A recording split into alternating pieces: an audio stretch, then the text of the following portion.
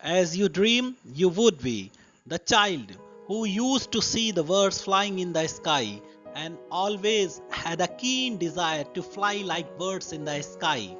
It was a child none other than Abul Pakir Zainul Abidin Abdul Kalam, who was our 11th President of India, and he is known as the Missile Man of India, and he was the only person enriched India with technology.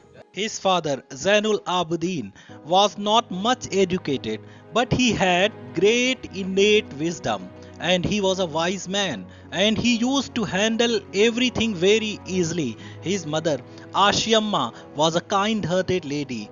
His mother used to tell him the stories of Ramayana and Quran. So he had socio-economic qualities from his parents. Abdul Kalam had great respect for every religion. In his childhood, he used to sit on the stairs of a temple and listen the chanting word which were coming from the temple, and he liked them very much. Childhood was safe and sound because his father had business of carrying pilgrims from Rameshwaram to Dhanuskodi.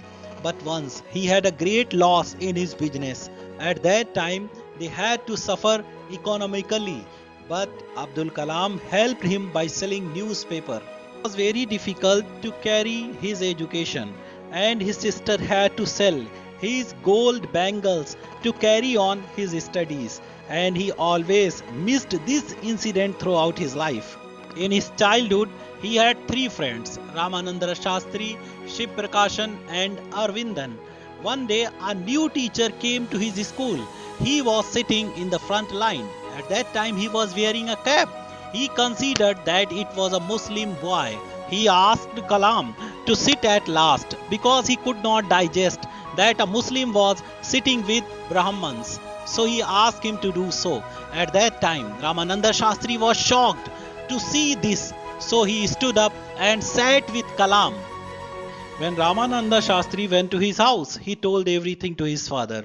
The next day, his father called the new teacher and told him to leave the school because he did not like that a teacher like him was spreading the poison of communalism in the society of Rameshwaram.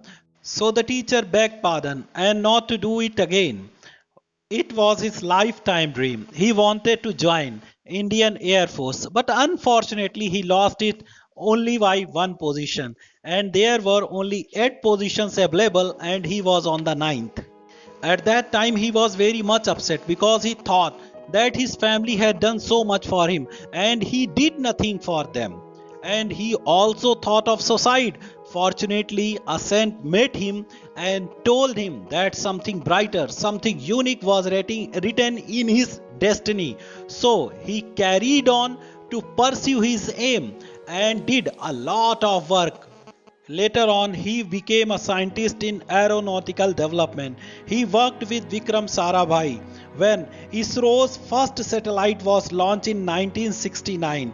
He also worked as a space director for SLV-3. When he was working as a scientist, India was a backward country in terms of technology. When he did many missiles programs and launched Agni Prithvi and Roni, India became a shining star in the field of technology. Every Prime Minister liked Abdul Kalam very much. Indira Gandhi helped him secretly in many projects, and even Narendra Modi had a deep respect for Abdul Kalam. On 10th June 2002, NDA nominated him for 11th President of India with the support of Samajwadi and Congress Party. As a president, he was very simple.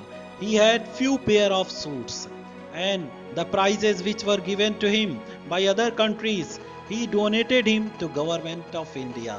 We must proud of such a great man of India. On 27th July 2015, when he was delivering a speech in IIM Shillong, at 6:35 he took his last breath and he left the world. So we must remember such a great statesman and President of India with honor and respect.